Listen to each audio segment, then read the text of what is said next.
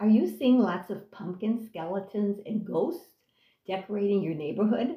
Every October, when the weather starts getting cooler, purple and orange colors will light up the streets, and ghouls and goblins will be front and center in yards all across America. But did you know that Halloween is actually a Catholic tradition? Hi, I'm Jude, and welcome to my channel in this episode all about Halloween. The word Halloween comes from All Hallows Eve, which is the vigil of All Saints' Day, November 1st, when Catholics remember those who have died and gone to heaven. The day after, on November 2nd, the Catholic Church remembers all the faithful departed still detained in purgatory and prays in suffrage for them. The word Halloween comes from a combination of two words in the English language.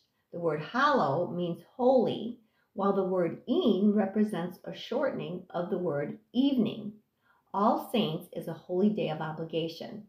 The solemnity of All Saints begins with evening prayer the day before, on October 31st.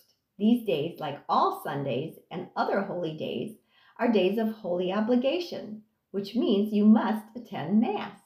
Did you know that originally All Hallows Eve was a day of fasting in the Catholic Church?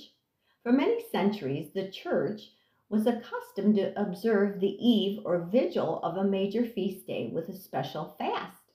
According to the Catholic Encyclopedia, in the first ages, during the night before every feast or vigil, faithful prepared themselves with prayers, sermons, and fasting.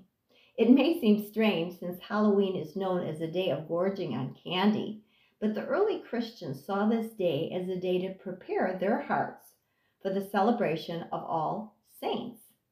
Halloween, or All Hallows Eve, was established by Pope Gregory III during the 8th century after consecrating a chapel named in honor of All Saints in St. Peter's Basilica. What about the Halloween tradition of carving out a pumpkin? Processional candles were carried sheltered from the wind in hollowed-out gourds or turnips called jack-o'-lanterns. What about skulls and skeletons? Skulls represent memento mori, which means remember your death. Celebrating these Catholic holy days helps remind us of the reality of heaven and hell, the saints and the damned, demons and angels, and the holy souls suffering in purgatory. Allsoulsday reminds us to pray for all who have died. It's also a reminder for us to remember that we too will pass away. And so we should always strive to live good and holy lives so that we can be ready to stand before God and one day hope to live with Him in eternity. How should we celebrate Halloween as Catholics? Go to Mass on Hallows Eve, pray for the intercession of the saints, have a party with same-base activities and costumes for kids. How do we celebrate All Saints' Day? Attend Mass with our family, enjoy a special meal with loved ones, adorn our home altars with images or flowers, recite special prayers and litanies. How do we celebrate All Souls' Day?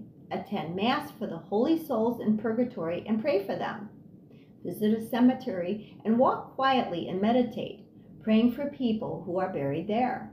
So my friends, in summary, Halloween is the first day of Allhallowtide. This is the time of year when the living, the church militant, honors all the dead in Christ, the saints in heaven, the church triumphant, as well as all the holy souls in purgatory on their way to heaven, the church suffering. These 3 days of October 31st, November 1st, and November 2nd are also known as Days of the Dead. Allhallowtide is a time to reflect on Christ's triumph over sin, death, and the devil, to meditate on our own mortality and duties to God, to shun sin, Satan, and all his works, to give honor to the saints in heaven, and to pray for the souls of the faithful departed in purgatory. So how do you celebrate Allhallowtide? Let me know your traditions in the comments below. Thanks so much for watching, and God bless.